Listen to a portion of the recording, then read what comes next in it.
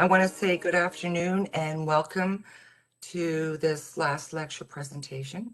As you know, I'm part of the FSCJ nursing faculty and I'm part of the ASN faculty, and it is an honor to be here. I would like to first and foremost thank my previous students who nominated me so kindly, and I wish them well. Most of them, I'm sure, are seniors now. And I'm hoping that my present students have that opportunity to view this last lecture, and I always look forward to my future students. So the inspiration for the name Pearls is as a result of my very first day in teaching. I have been in the nursing profession for over 40 years. The last 9 years I have been an educator. And my very first day in class, I was nervous and I think I was frightened. And as I came out from my first break, a lady that I've gotten to know very well, who I would like to acknowledge, looked at me and said, "It won't be long before you share your pearls with your students." So I would like to acknowledge her. She was basically an informal mentor, but her name is Ms. Rosalind Levant, and she has been inspirational for me in my endeavor to relay nursing to my students. So with that, we will go ahead and I will present to you my last lecture, Pearls.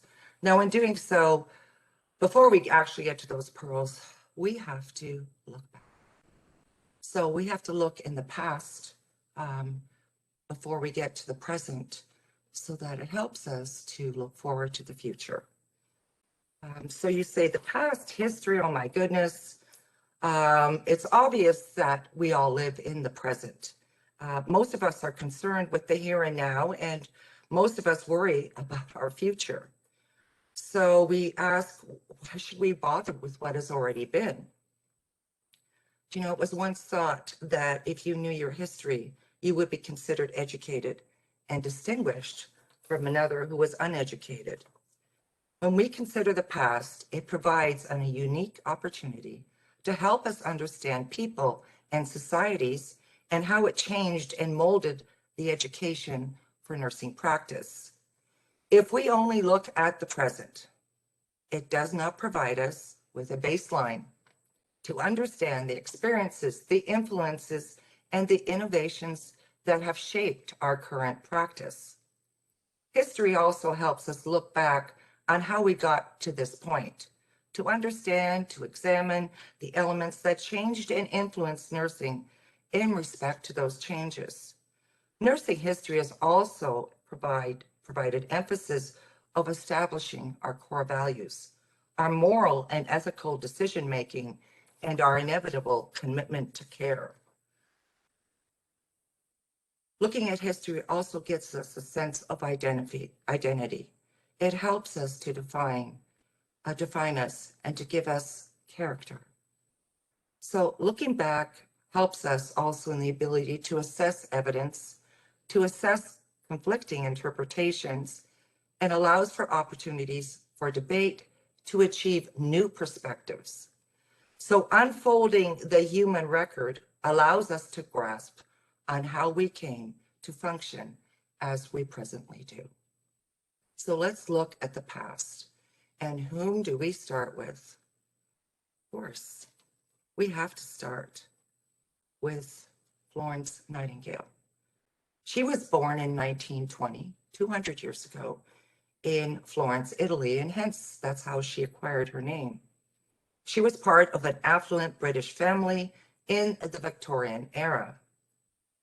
Marriage and children were the expected behaviors. Not working, that was for the lower class. And from an early age, she took an interest in helping others. She believed she had a calling, and in 1944, she enrolled in a nursing school. Not in Italy, she enrolled in a Lutheran school in Kaiser, Germany. After her training, she returned in 1850, and she was challenged by the cholera epidemic and the unsanitary conditions people were living in, which spread disease. This prompted her to improve hygiene practices to reduce the death toll. Thereafter, in 1953, it was the time of the Crimean War, and Crimea, just so that you know, it is a peninsula. It's part of the Ukraine in Eastern Europe. It's the second largest country next to Russia, and it is close to the north by the Black Sea. The war in Crimea was from 1853, started in 1853, and extended to 1856. The British, the French, and the Turkish were fighting the Russians. And by 1855, the Sardinians took a part in that as well. At that time, the military, they had no use for female nurses, and there was an increase in British soldiers that were wounded and exposed them to typhoid, cholera, and unsanitary and understaffed hospitals. In 1854, Nightingale rose to the calling, and with the assistance of 34 nurses from different religious backgrounds, she went to Crimea. She demonstrated not only compassion, but she led her to institute sanitary conditions to establish the need for in-house laundry, dietary considerations, reading materials for patients, and she quickly noted that it contributed to their recovery by reducing the death rate by 2/3. Nightingale wrote her first book on matters affecting health, which led the way to restructuring and reforming hospitals and establishing of the Royal Commission of Health in 1857. When she returned to Britain, Queen Victoria awarded her money and a brooch known as the Nightingale Jewel. Florence had the support of Queen Victoria to create data on army mortality rates, transferring it to visual format called Rose diagrams, and no one had ever done that before. Nightingale went on to establish the St. John's Hospital in 1986, and within it, the first nursing training school. Her contributions, her greatest contributions, are the holistic approach to care, which is not only a focus on illness. She believed that the environment had effect on well-being. Thereby, she identified the patient as an individual.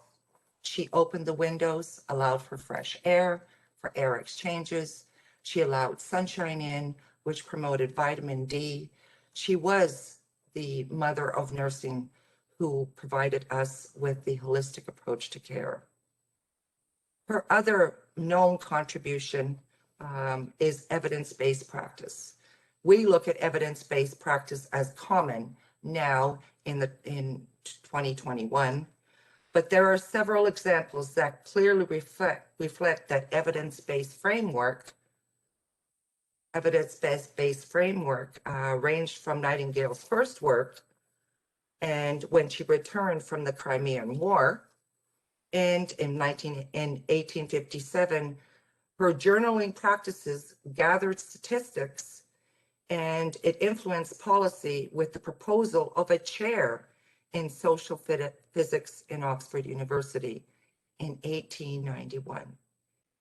She became a respected figure because of her practices, what her contributions were. She continued to write and to work, and she wrote more than 200 books until her death in 1910 at the age of 90. She never married, albeit she was engaged twice. She never had children, but she was the mother of nursing, and her holistic practices and her beginning, our evidence-based practice, is still something that we do today. So her holistic approach is the desired approach to care, because we include mind, the body, and the spirit.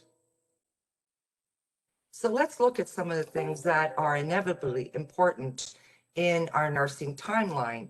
And these individuals contributed to what we do today. In 1873, Linda Richards, she was our first American trained nurse.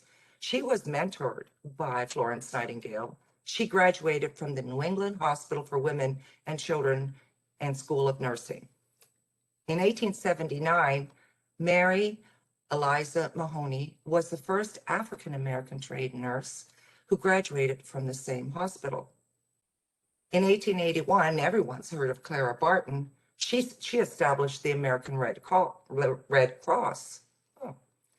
In 1893, Lillian Wald founded Visiting Nurse Service in New York. And in 1900, the first issue of the American Journal of Nursing was published. In addition to that, the timeline also includes in 1908, the National Association of Colored Graduate Nurses was established. It did finally merge with the American Nursing Association in 1851. Mary Breckinridge, her first nursing efforts were directed towards the care of the victims in the 1918 influenza pandemic in the slums of Washington, D.C. She also added to her credit the creation of frontier services, which provided care to those who were in rural areas, had no health care whatsoever. She was the forefront in doing that. In addition to that, we look at the times during the Second World War. There were over 59,000 American nurses that served in World War II. In 1947, the New York enacted the first mandatory licensure for nurses. Can you believe it? In 1947. In 65, the University of Colorado established the first nurse practitioner program. In 1972, Eddie Bernice Johnson was the first registered nurse elected to the U.S. House of Representatives. In addition to that, in 1979, our first doctoral program for nurses was created. 1990, more formidably, nursing uniforms became more casual. Nurses in hospitals began to wear scrubs. And in 2009, the Carnegie Foundation released results on educating nurses, a call to radical transformation. They studied nursing education in depth. So nursing in the past has laid a framework for common purpose of health, well-being of individuals and communities. And from there, we would go forward and we look at nursing theories and nursing models. So we ask, what's a theory? A theory is a defined belief. It's a policy. It's a procedure proposed or followed as the basis of action. Nursing theory is a creative and rigorous structure of ideas that project tentative, purposeful, and assistic review of a phenomenon. Nursing theories provide foundational knowledge that enables nurses to care for their patients, to guide their actions. And theories are in place regardless of nursing specialization. They establish guidelines for us for both broad and specific nursing practices. So what are they really used for? Well, they provide that foundation of practice and essentials for us to care for our patients. Most nurses and institutions employ a variety of nursing theories within their everyday practice versus just one theory. Most do unknowingly. Nursing theories help bedside nurses to evaluate patient care and base nursing interventions on evaluations of findings. The theories also provide nurses with a rationale to make certain decisions. An example of nursing theory is the use and care of things like patients who refuse blood transfusions. While the patient may need a blood transfusion, Dorothy Oram, in her theory of self-care, provides nurses with a solid basis for assisting patients and giving them an opportunity to express independence and control in caring for themselves. While the nurse may not agree with the patient's decision not to receive blood, Oram's theory suggests the importance of allowing the patient to make that decision and respecting it as if it was their own choice. Oftentimes, the integration of nursing theory is not as obvious as the aforementioned example. However, it is important for nurses and nursing students to understand and respect the importance of nursing theory and their impact on modern day nursing and healthcare. When we look at models have been used for specific purposes. There are three common models: total patient care, primary care, and team nursing. Team nursing was developed in response to the severe shortage following World War II. Total patient care delivery was the original care model developed by Florence Nightingale. This model, albeit it disappeared in the 1930s, it became popular in the 1970s and 80s, but there was a number of increase of RNs that were available. Primary nursing model of care delivery was developed to place RNs at the bedside to improve accountability of nursing for patient outcomes and professional relationships among staff members. The model became more popular in 1970, and in the early 1980s, as hospitals began to employ more RNs, primary nursing was not followed in that regard. But primary nursing does support that philosophy regarding the unique relationship between the nurse and the patient. When we look forward, we look at what we call nursing process. Nursing process. This was introduced in 1955 by a lady by the name of Lydia Hall, who identified 3 steps in that nursing process. The first one being observation, followed by administration of care, and then validating what we did. As you can see by the slide, we start with an assessment that provides us with a diagnosis and an interpretation and stating a problem. It helps us to look at outcomes that we plan on. It guides us in what tasks that need to be done by implementing them, and always validating what we do through an evaluation.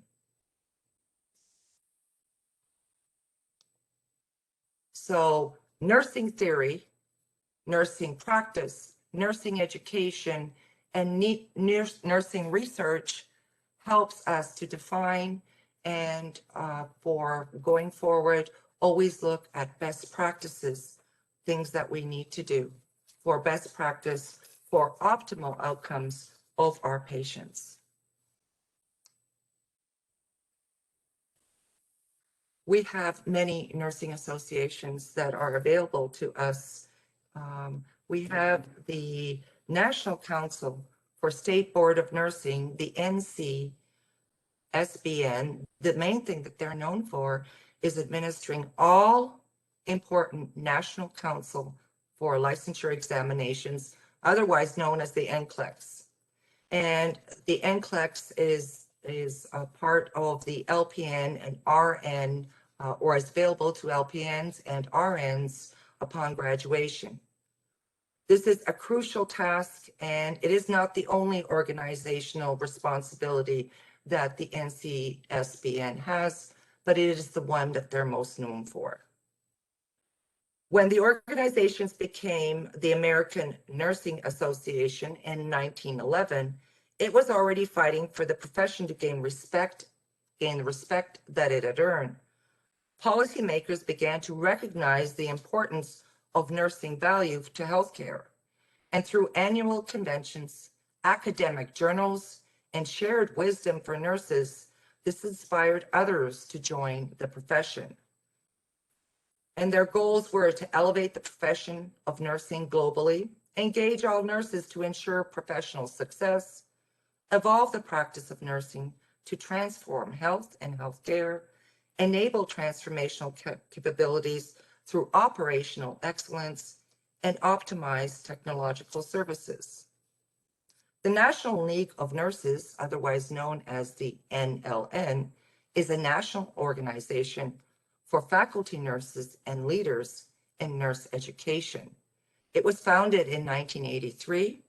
It offers faculty development, education, networking opportunities, testing services, nursing research grants, and public policy initiatives to more than 40,000 individuals and 12,000 education and associate members.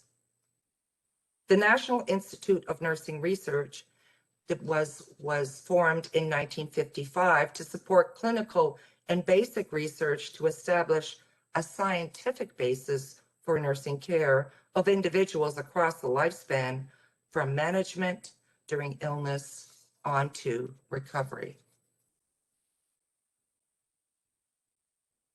Nursing informatics. How things have changed. Informatics is changing the face of healthcare. As the technology advances, healthcare organizations and providers, they're able to collect, analyze, and leverage data more effectively, influencing the way care is delivered. Resources are managed and teams operate each day. You would be hard-pressed to find any aspect of medicine that has not yet been touched by the mass collection of analysis of data that has been ushered in by this information age. The primary ways that informatics has changed nursing practice is through documentation. And we know that in nursing, if it's not documented, it is not done. Gone are the days of paper charts that had to be meticulously updated, handwritten notes. Back in the day shift would have the blue ink, the afternoon shift would have the green ink, and the night people would have the red ink. Those were the days where we only had 8-hour shifts available.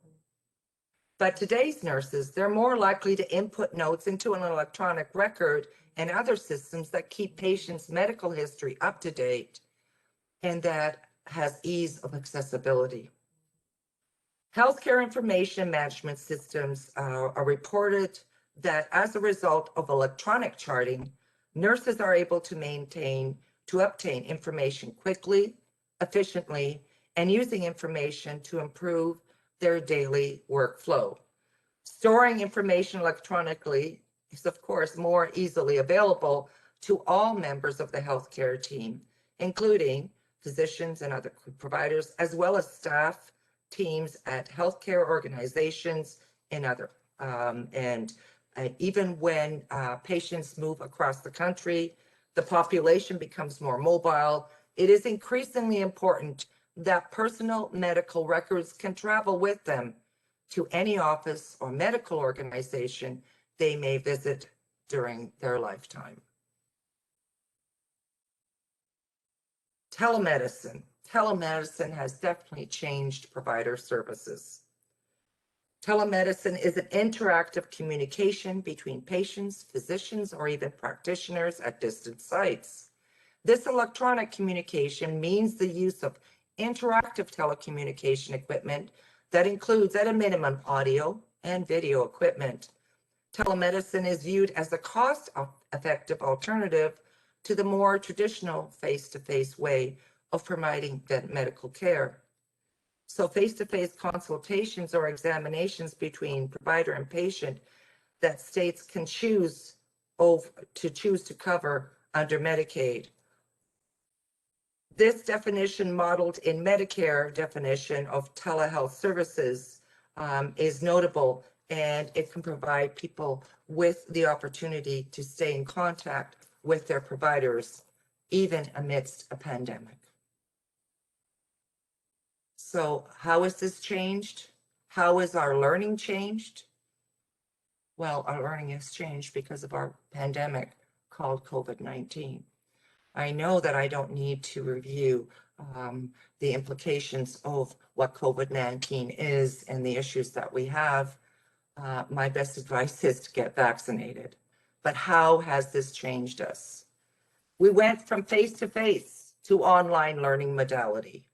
Online learning has been a challenge for students, but just so students know, this has been a challenge for faculty as well. Adapting lesson plans, activities, remote testing, meaningful learning. This has challenged us in a great way as well. But we have to understand that some students need motivation to be in the classroom to learn. Some students choose to view recorded lessons rather than attend live sessions. Being online, having an online classroom has also limited their experience to the clinical site. Albeit we have been very fortunate this spring to have some availability in the hospitals for students to have that hands-on clinical application. But we have to know that we're building a community of learning by virtual means, and it has done good for some. Simulation learning has certainly been an applicable modality that we have used in the last 2 terms, and it allows students in small groups to come together to provide patient care with the team approach. We know that there has been some loss of socialization with peers. We know that some feel that they have been isolated, and even some depression may have overtaken some. And for some, the lack of intellectual stimulation has left them in a void. But just know that there are better things on the horizon, and we are finding our new norm, and we are so adaptable. We are more adaptable than we think. So here we go. So look at nursing shortages. So I just thought I'd provide you with some visuals of nurses. And if you look at the top, on the top left, those were nurses from the 30s. And then nurses from the 40s, the 50s, and who could ever forget the nurse from 1970, Nurse Ratched. If you don't know who Nurse Ratched is, you need to look. You need to follow her care practices during a film called One Flew Over the Cuckoo's Nest. And as you see, most of the nurses wore caps. This was as a result of nurses that went into, or women that went into the profession were mostly from religious backgrounds and were used to wearing head coverings. So the head coverings became more minimal as time went on. But as you can see, you go down to the bottom left, nurses are even wearing scrubs versus dresses. And the 2 bottom right pictures, we see that nurses with masks, and of course, our frontline workers, which are commonly seen with N95 masks and even shields. But I want to bring your attention that the nursing shortage has been prevalent since the beginning of the 20th century. Exactly when it happened is difficult to know, but they say somewhere within the mid-1930s, when several technological, economic, and health-related events combined to increase the demand for registered nurses, and that laid the groundwork to our nursing shortages. In 1943, the Bolton Act created the Cadet Nurse Corps, a program that ran through 1948. A second tactic employed during the war years was to increase the number of licensed practical nurses and nurses' aides to be assistive personnel in civilian hospitals. Therefore, licensed practical nurses were educated in shorter programs, and these nurses did help with that team approach to care. And during the 4-year period from 48 to 52, admission rates rose 26%. It is not surprising that the shortage of nurses is persistent.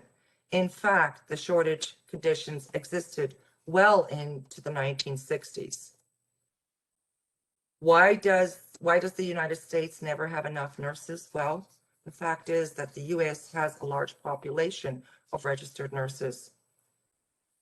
In 1900s, the number of registered nurses had increased from a mere 12,000 to around 3 million nurses today. Of those 3 million, actively working are 2.6 million. Given the size of our workforce, perhaps the problem rests in having too much demand rather than too little supply. Perhaps the demand for nurses requires us to maintain highly technological and complex American healthcare systems that grow beyond the nursing workforce's ability to meet that demand. Framing the issue from the demand point of view, that is enticing, but it fails to help us with the current shortage. Given the historical record and future projections about healthcare needs in the 20th century, especially with our aging population, it is unlikely that the demand for nurses will lessen.